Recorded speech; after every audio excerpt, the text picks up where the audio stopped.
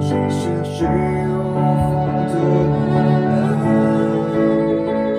et je n'y trouve aucune offrande. Mais tu dis que près de toi se trouve ma demeure. Je veux connaître et voir ta splendeur. Mon désir, tout mon bien, c'est d'être près de toi. Être près de toi, me voici à tes pieds. Pour être près de toi, être près de toi, mon désir, tout mon bien, c'est d'être près de toi, être près de toi, me voici à tes pieds. Pour être près de toi, être près de toi. Tu ouvres le chemin, ô Sauveur, je suis à toi, mon roi. Tu ouvres le chemin, ô Sauveur, je suis à toi, mon roi. Je suis à toi, mon roi. Mon désir, tout mon bien, c'est d'être près de toi, être près de toi. Me voici à tes pieds, pour être près de toi, être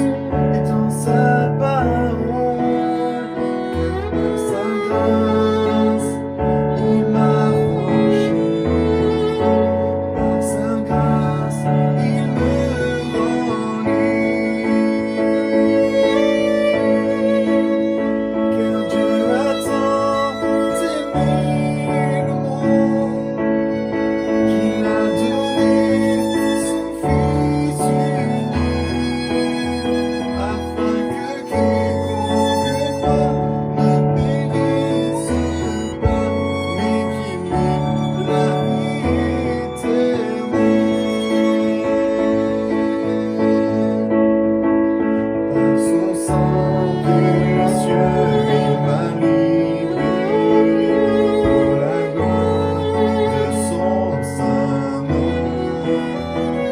J'abandonne ma vie pour l'amour de Christ, sa grâce m'a sauvé. Son sang précieux, il m'a libéré pour la gloire de son saint nom. J'abandonne ma vie pour l'amour de Christ, sa grâce m'a sauvé. Car Dieu a tant aimé le monde qu'il a donné son Fils unique, afin que quiconque croit ne périsse pas, mais qu'il ait la vie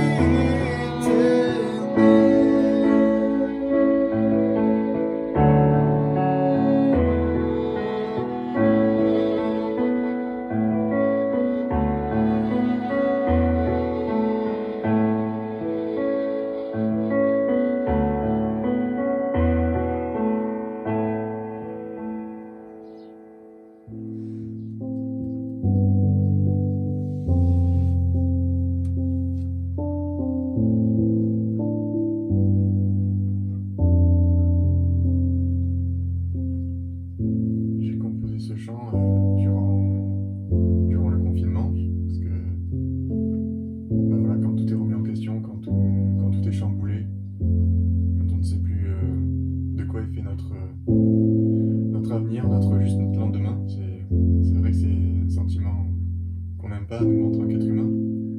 Mais voilà, je me suis retrouvé à devoir tout changer mes plans, tout mettre en question. Mais je me suis rendu compte que c'était quand même un privilège que de se placer devant le Seigneur. C'est un privilège de l'avoir dans notre vie. Il est fidèle, il est bon, et il sait tout de notre vie. Et du coup, ça m'a inspiré ces paroles.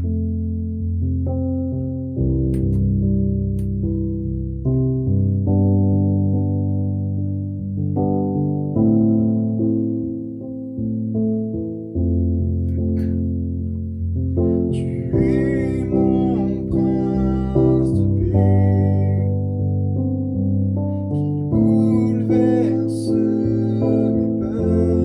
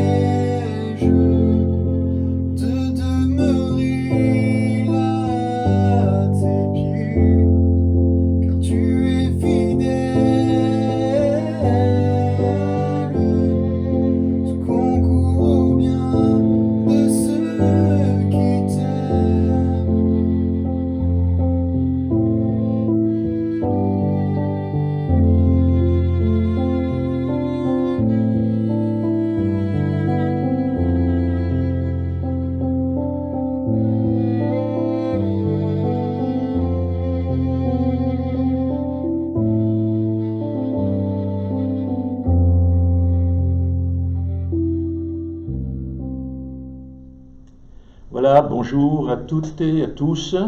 Encore un dimanche confiné, le dernier probablement. Nous essaierons, Dieu voulant, de reprendre nos cultes en présentiel si c'est possible d'ici la fin du mois. En attendant, c'est encore une joie pour moi de vous retrouver ce matin avec la vidéo et de partager avec vous la parole de Dieu, cette parole vivante, cette parole efficace, cette parole qui agit en nous par la puissance du Saint-Esprit. Il y a quelques semaines, nous avons célébré ensemble la fête de la Pentecôte, qui nous rappelle l'effusion du Saint-Esprit sur les croyants réunis à Jérusalem. On en a parlé en cette occasion. Et quand on parle du Saint-Esprit, quand on pense au Saint-Esprit, eh bien on pense en général à cette effusion de la Pentecôte. Et ensuite, eh bien on pense aussi au charisme dont parle en particulier l'apôtre Paul dans 1 Corinthiens 12. Mais je crois qu'il y a beaucoup d'autres textes bibliques qui nous parlent également de l'Esprit de Dieu, de l'action de l'Esprit de Dieu dans nos vies. Et je voudrais en souligner trois avec vous ce matin dans cette introduction. Paul dit dans Éphésiens 5, 18, « Ne vous enivrez pas de vin, cela mène à la débauche, soyez au contraire remplis de l'Esprit. » La version du Semeur dit ceci, « Laissez-vous constamment remplir par l'Esprit. » Donc, autrement dit, être rempli par l'Esprit, c'est un ordre de Dieu. C'est ce que Dieu attend de nous, que nous soyons remplis de l'Esprit. Et le verbe est à la forme passive, on l'a déjà rappelé plusieurs fois, ce n'est pas à nous de nous remplir, mais de nous laisser remplir. Et ce matin, eh bien, je vais encore me laisser remplir par l'Esprit de Dieu. Et ensuite, dans la logique de Paul, on va plus loin dans l'Épître aux Galates au chapitre 5 et au verset 16, et j'aimerais faire avec vous cette lecture ce matin, Galates chapitre 5, verset 16. Paul dit, je dis donc, marchez par l'Esprit, et vous n'accomplirez point les désirs de la chair, car la chair a des désirs contraires à l'Esprit, l'Esprit en a de contraires à la chair, ils sont opposés l'un à l'autre, afin que vous ne fassiez pas ce que vous voudriez. Mais si vous êtes conduits par l'Esprit, vous n'êtes pas sous la loi, or les œuvres de la chair sont évidentes, c'est-à-dire inconduite, impureté, débauche, idolâtrie, magie, hostilité, discorde, jalousie, fureur, rivalité, division, parti pris, envie, ivrognerie, orgie et choses semblables. Je vous préviens, comme je l'ai déjà fait, ceux qui se livrent à de telles pratiques n'hériteront pas du royaume de Dieu. Mais le fruit de l'esprit est amour, joie, paix, patience, bonté, bienveillance, fidélité, douceur, maîtrise de soi. La loi n'est pas contre de telles choses. Ceux qui sont au Christ Jésus ont crucifié la chair avec ses passions et ses désirs. Si nous vivons par l'Esprit, marchons aussi par l'Esprit. Ne devenons pas vaniteux en nous provoquant les uns les autres, en nous portant envie les uns aux autres. Amen. Amen. Paul dit au verset 16, « Marchez par l'Esprit, et vous n'accomplirez pas les désirs de la chair. » La version du Semeur, elle dit « Laissez le Saint-Esprit diriger votre vie, et vous n'obéirez pas aux désirs qui animent l'homme livré à lui-même. » Et puis j'ai regardé aussi la version français courant, et elle traduit ceci, « Laissez l'Esprit Saint conduire votre vie, et vous n'obéirez plus aux mauvais penchants. » Deuxième point, c'est pour éviter donc d'accomplir les désirs de la chair, une solution, marcher par l'Esprit. Amen. Et puis si l'on continue la lecture un peu plus loin, au verset 17, eh bien Paul aborde là une description poignante de la vie, montrant le tiraillement continuel, incessant dans notre vie de chaque jour entre ce qui est bien et ce qu'on voudrait faire, et ce qui est mal et qu'on ne voudrait certainement pas faire, mais que pourtant, eh bien, nous faisons bien souvent, parce que cela semble tout simplement plus fort que nous. Et quand ça nous arrive, eh bien, c'est tout simplement quand la chair, quand notre vieille nature a pris le dessus sur l'Esprit du Seigneur qui habite en nous. Et combien souvent nous pouvons vérifier ce fameux tiraillement nous-mêmes dans nos vies. Et Paul pourra ainsi conclure au verset 25 où il dit « Si donc nous vivons par l'Esprit, nous devons aussi marcher par l'Esprit. » Et il ajoute « Ne nous laisser conduire par l'Esprit. » Donc 3 choses, être rempli de l'Esprit, marcher par l'Esprit, et puis se laisser conduire par l'Esprit de Dieu. Et la conséquence de cet Esprit de Dieu habitant le croyant, le résultat, eh bien, il est décrit comme étant le fruit de l'Esprit. Et notez bien la différence pour la chair, c'était les œuvres au pluriel, les œuvres de la chair, mais pour le fruit de l'Esprit, c'est au singulier, le fruit. C'est la conséquence spontanée, logique, naturelle de la présence de l'Esprit de Christ dans le cœur de tout croyant. Au verset 22, Paul nous dit le fruit de l'Esprit, c'est l'amour, la joie, la paix, la patience, la bonté, ou l'amabilité comme vous voulez, la bienveillance, la foi ou la fidélité, la douceur, la maîtrise de soi. Autrement dit, 9 qualités pour un seul fruit. Chacune des 9 caractéristiques du fruit de l'Esprit vaudrait à elle seule une étude détaillée, mais on constate que les 3 premières, l'amour, la joie, la paix, eh bien, décrivent nos relations directes avec Dieu lui-même. Le Saint-Esprit, en effet, met l'amour de Dieu dans nos cœurs, met la joie de Dieu dans nos âmes, met la paix de Dieu dans nos pensées. L'amour, la joie, la paix imprègnent tout notre être quand il est rempli du Saint-Esprit. Et puis les 3 autres caractéristiques, la patience, la bienveillance, la bonté, elles décrivent là nos relations avec les autres, avec nos semblables, avec nos frères et sœurs. La patience supporte les défauts des autres, sans représailles. Par exemple, la bienveillance ou l'amabilité ne souhaite de mal à personne, car elle désire le bien de tous. La bonté, quasiment identique à la bienveillance, sauf qu'elle change ce désir en acte et prend l'initiative de servir les autres d'une manière concrète et d'une manière constructive. Et puis enfin les trois dernières caractéristiques, la fidélité, la douceur, la maîtrise de soi, eh bien, elles concernent nos relations avec nous-mêmes. La fidélité, le mot peut aussi être traduit parfois, d'ailleurs, c'est le même mot en grec, celle qui encourage les autres à se fier à nous, c'est-à-dire que nous soyons dignes de confiance.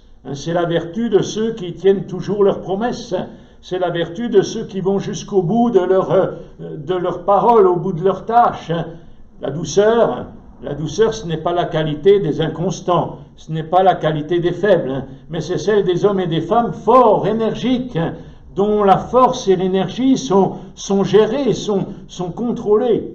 Et puis la tempérance, la maîtrise de soi, de sa langue, de ses pensées, de ses appétits, de ses passions, etc. Alors, la question pour nous ce matin, elle est la suivante. Comment est-ce possible de développer ces qualités? Parce que certainement, pour vous comme pour moi, eh bien, nous avons besoin de les développer. Nous avons besoin de mieux les vivre. Mais comment est-ce possible de les vivre? Eh bien, pour trouver la réponse, il nous faut d'abord considérer leur origine. Une origine tout à fait surnaturelle. Cela ne vient pas de nous. On a beau être le meilleur des hommes, la meilleure des femmes, cela ne vient pas de nous. Le fruit de l'esprit, dit la Bible, a une origine surnaturelle. Paul l'appelle à juste titre le fruit de l'esprit. C'est d'ailleurs au Saint-Esprit lui-même que le chrétien en est redevable. Le fruit, c'est la récolte que l'esprit va produire et va moissonner dans la vie de ceux et de celles qu'il remplit, c'est-à-dire tous ceux et toutes celles qui lui appartiennent. Vous noterez ce verset important de l'Épître aux Romains, au chapitre 8, au verset 9, à la fin du verset 9, où l'apôtre Paul dit ceci, et c'est très important: « Si quelqu'un n'a pas l'esprit de Christ, il ne lui appartient pas. » Si quelqu'un n'a pas l'esprit de Christ, il ne lui appartient pas. L'apôtre est catégorique là. Mais dans le contexte de Galates 5 que nous avons lu tout à l'heure, eh bien le fruit de l'esprit, il est mis en opposition avec quoi? Il est mis en opposition avec les œuvres de la chair, les œuvres de notre propre nature, les œuvres dont nous sommes pleinement capables.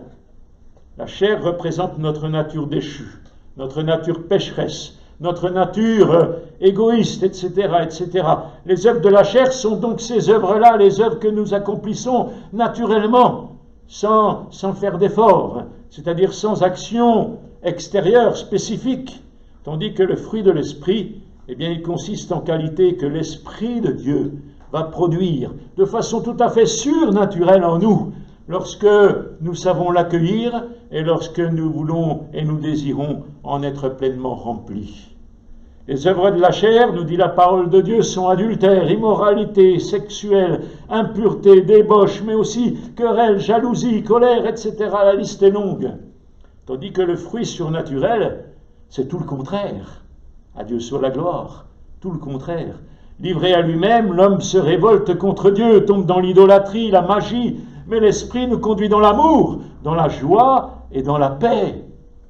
Alors que les œuvres de la chair sont des vices antisociaux, comme on a connu ces dernières semaines, eh bien le fruit de l'esprit manifeste l'amour envers tous, l'amour envers son prochain, la patience, la bienveillance, la bonté, je crois que nous en avons bien besoin encore, à Dieu soit toute la gloire. Alors par conséquent, frères et sœurs, la véritable preuve d'une action profonde de l'esprit en nous, eh bien ce ne sont pas les expériences de caractère émotif ou extatique. Non, ce n'est pas des signes spectaculaires, pas du tout, mais ce sont des qualités morales, des qualités morales telles que celles décrites dans notre passage de Galates.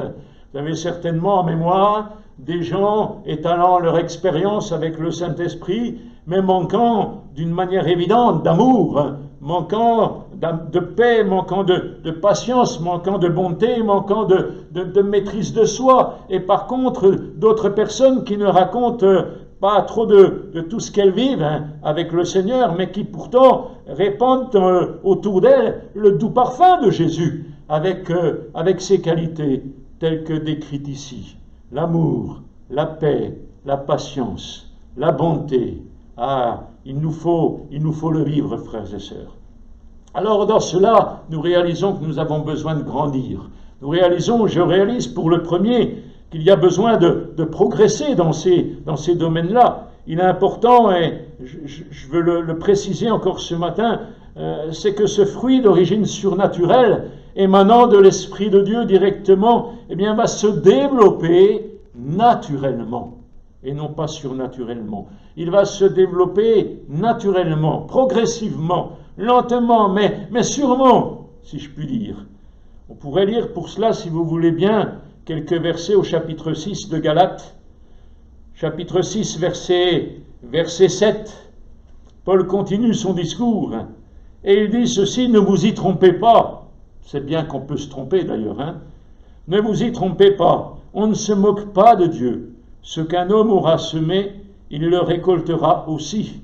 Celui qui sème pour satisfaire sa propre nature récoltera d'elle la corruption, mais celui qui sème pour l'esprit récoltera de l'esprit la vie éternelle. Ne négligeons pas de faire le bien, car nous moissonnerons au moment convenable, si nous ne nous relâchons pas. Ainsi donc, pendant que nous en avons l'occasion, pratiquons le bien envers tous, et en particulier envers nos proches dans la foi. Amen. La croissance, elle est liée à certaines conditions dont nous avons la responsabilité. La responsabilité. Et le principe est clair, ce qu'un homme aura semé, il le moissonnera aussi. Autrement dit, ce qu'il va moissonner, eh bien c'est ce qu'il aura semé, et rien d'autre. Cela se vérifie d'ailleurs toujours dans nos vies. Nous récoltons ce que nous semons. Et c'est un exemple d'ailleurs en agriculture. Si on veut récolter du blé, eh bien il nous faut semer du blé. Si je sème de l'avoine, jamais je ne récolterai de blé. Le même principe s'applique à notre vie humaine, notre vie terrestre. Pour que le Saint-Esprit puisse produire le bon fruit dans nos vies, eh bien il nous faut semer la bonne graine, hein. Et cela implique de ne pas semer ce qui plaît à notre vieille nature, ce qui plaît à notre chair, hein, mais ce qui est de l'Esprit de Dieu. Et quand l'apôtre parle de semer, eh bien il se réfère à l'ensemble de nos habitudes, il se réfère à nos pensées, il se réfère à notre style de vie, il se réfère à notre orientation, il se réfère à notre discipline de vie. Ce terme recouvre nos fréquentations, nos amitiés, nos lectures, les films que nous pouvons regarder au ciné, à la télé ou sur Internet, les activités auxquelles nous consacrons nos loisirs, etc., etc. Tout ce qui retient notre intérêt absorbe notre énergie et domine nos pensées inévitablement. Mais si nous semons mal, eh bien nous récolterons de mauvais fruits. Si nous semons bien, nous récolterons de bons fruits selon l'Esprit de Dieu. Et nous constatons que finalement la moisson de la chair, c'est inévitablement la corruption. Hein, Galates 6 nous parle de ruine, c'est terrible, hein. C'est affreux, cela implique la décomposition, cela implique la pourriture, cela implique la mort. Hein. Avons-nous envie de récolter cela? Je ne le pense pas. Il en va alors de notre propre responsabilité. La croissance, notre croissance, elle va se développer naturellement, elle va se développer progressivement avec ce que nous allons apporter jour après jour à notre vie. Alors, on arrive au 4e point, une maturation progressive. Quand on pense à la culture des fruits, en général, il y a d'abord la feuille, puis le bouton, puis la fleur, puis le fruit, encore dur, vert et sans attrait, et puis ensuite vient la pulpe, la belle couleur, et pour finir le fruit magnifique, le fruit mûr et juteux de l'été. Bon, si vous avez bien retenu le message de la semaine dernière, on va dire sauf pour les figues, hein. Il y a d'abord les fruits avant d'avoir les feuilles. Mais autrement, dans le cas général, eh bien, c'est ce processus qui est appliqué. C'est un processus naturel, c'est un processus progressif dans le temps. Ça prend des semaines, hein, pour ne pas dire quelques mois. Et ce processus, eh bien, il est lié aux circonstances de la vie, il est lié aux circonstances de l'année. Si c'est une année où il fait froid, eh bien, le fruit sera à maturité beaucoup plus tard, hein. S'il y a de la grêle, etc., eh bien, le fruit ne pourra pas grossir, ne pourra pas grandir. Et ce qui est vrai pour les fruits du verger, eh bien, est également vrai pour le fruit de l'Esprit. Le Saint-Esprit, il est venu habiter en nous au moment de la nouvelle naissance, hein, c'est ce que nous rappelle l'apôtre Paul dans Romains 8. Mais il met ensuite du temps. Il met beaucoup de temps pour parvenir à sa maturité. Plus de temps pour certains que pour d'autres, c'est vrai. Notez également qu'un fruit mûr, eh bien, il va quand même faire envie. Un fruit mûr, il va attirer. D'ailleurs, on ne récolte que des fruits mûrs, on ne récolte jamais des fruits pas mûrs. Et puis, de la même façon, on ne récolte pas les fruits qui sont trop mûrs, on ne récolte pas les fruits qui sont pourris. Alors c'est idem pour nous. Une personne mûre dans la foi, eh bien, elle va attirer les autres. Une personne mûre dans la foi va attirer par sa manière de vivre, hein. Elle va attirer par son être de quotidien, elle va faire envie aux autres, hein. Ça va être un bon témoignage, hein, de la présence de Jésus dans sa vie. Ainsi, en ce qui nous concerne ce matin, frères et sœurs, quand nous voyons une personne nouvellement convertie, eh bien, ne nous attendons pas à la voir produire tout de suite, instantanément, le fruit de l'Esprit. Ça va prendre du temps. Soyons indulgents, soyons patients. La vie chrétienne, ce n'est pas comme Siri, hein, ou Google sur notre ordinateur qui nous donne de suite la bonne réponse. Non, pas du tout. La vie chrétienne, elle va progresser lentement. Mais, gloire à Dieu, elle va progresser. Alors, parfois il arrive qu'au bout de 20 ans de vie chrétienne, eh bien, nous n'avons pas fait beaucoup de progrès, ou peu de progrès. Au bout de 20 ans, devrions être des maîtres, hein, devrions avoir fait beaucoup de progrès. Pourtant, il y a tant de chrétiens qui se sont convertis il y a plus de 15 ans, plus de 25 ans, et qui sont encore verts, hein, pour ne pas dire encore durs. L'apôtre Paul, dans l'épître non pas l'apôtre Paul, pardon, excusez-moi, l'auteur de l'Épître aux Hébreux, au chapitre 5 et au verset 12, nous dit ceci: alors que vous devriez, dit-il, avec le temps, être des enseignants, vous en êtes au point d'avoir besoin qu'on vous enseigne encore les éléments de base de la révélation de Dieu. Vous en êtes arrivé à avoir besoin de lait et non de nourriture solide. Or, celui qui en est au lait est inexpérimenté dans la parole de justice, car il est un petit enfant. Mais la nourriture solide est pour les adultes, pour ceux qui, en raison de leur expérience, ont le jugement exercé à discerner ce qui est bien et ce qui est mal. La nourriture solide, elle est pour les adultes. Elle est pour les fruits mûrs, pour ceux qui sont arrivés à maturité. Nous sommes donc appelés, frères et sœurs, à progresser de jour en jour dans notre vie chrétienne. Et cette progression, eh bien, elle s'appelle en langage biblique la sanctification. La sanctification, elle est nécessaire, elle est obligatoire. On ne peut pas passer à côté, on ne peut pas s'en priver, ce n'est pas quelque chose de facultatif. D'ailleurs, l'auteur de l'Épître aux Hébreux, toujours lui, dans le chapitre 12 et le verset 14, pourra ajouter: sans la sanctification, personne ne verra le Seigneur. Amen. C'est important quand même. Sans la sanctification, personne ne verra le Seigneur. Et c'est pourquoi le Saint-Esprit, il est justement là dans nos vies pour nous aider dans cette croissance progressive, spirituelle. Faisons-lui confiance, laissons-nous remplir, comme dit l'apôtre Paul, laissons-nous imprégner, laissons-nous habiter en totalité par lui. Et c'est pour cela que Paul dit: soyez continuellement remplis. Parce que c'est une nécessité.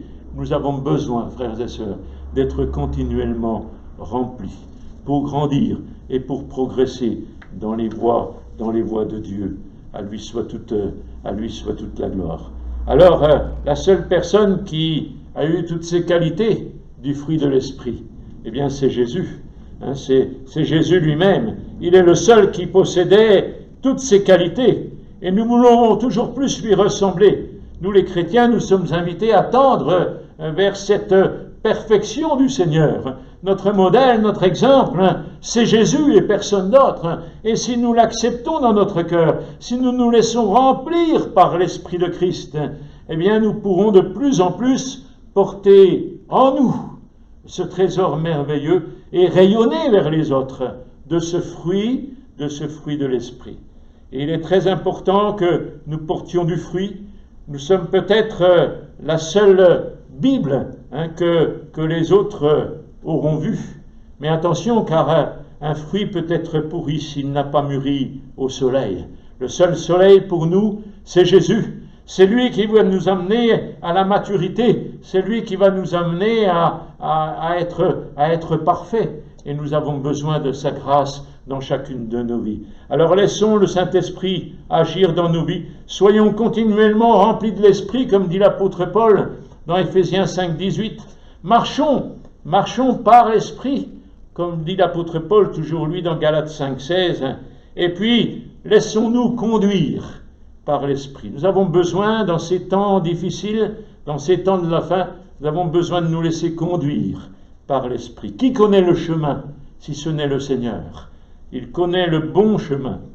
Il saura nous conduire jusqu'à bon port. Il saura nous amener à discerner ce qui est bon, ce qui est mauvais, ce qui est bien, ce qui est mal, et nous faire éviter bien des écueils, bien des obstacles. Alors laissons-nous conduire par l'Esprit de Dieu, qu'il puisse vous remplir, qu'il puisse vous animer et vous faire toujours plus grandir dans la ressemblance de Jésus, que vous puissiez ainsi être des témoins fidèles du Seigneur, jusqu'à ce qu'il revienne pour nous prendre avec lui. À lui soit la gloire. Amen. Amen. Seigneur, je veux bénir ton nom ce matin, parce que tu es un Dieu merveilleux, qui a pensé à tout. Tu as pensé non seulement à notre salut, mais tu as aussi pensé à notre progression spirituelle. Tu désires notre progression spirituelle. Tu désires que nous puissions marcher pleinement avec toi, que nous puissions être pleinement conduits par toi sur ce chemin merveilleux que tu nous as tracé. Et pour cela, tu nous as remplis et tu veux nous remplir jour après jour de ton esprit. Ah, j'ai soif de ta présence davantage dans ma vie. Je veux te laisser le contrôle, je veux te laisser la direction, je veux te laisser les rênes, Seigneur, et que tu puisses m'amener sur ton terrain, que tu puisses m'amener à te ressembler toujours plus, à te servir comme tu le veux, à accomplir ta volonté en toutes choses. Merci parce que tu bénis abondamment ton Église dans cette ville, tu bénis mes frères et sœurs, tu les remplis de ton esprit, tu fais d'eux des canaux de ta bénédiction pour cette génération qui a tant besoin de toi. Donne-nous d'être des instruments utiles, efficaces entre tes mains dans ces années qui nous restent encore à venir avant que tu ne reviennes nous prendre avec toi. Seigneur, merci parce que tu veux continuer ton œuvre. Nous te bénissons et nous t'adorons ensemble de tout notre cœur. Inonde-nous toujours plus du Saint-Esprit pour la seule gloire de ton nom, Jésus. Amen. Amen.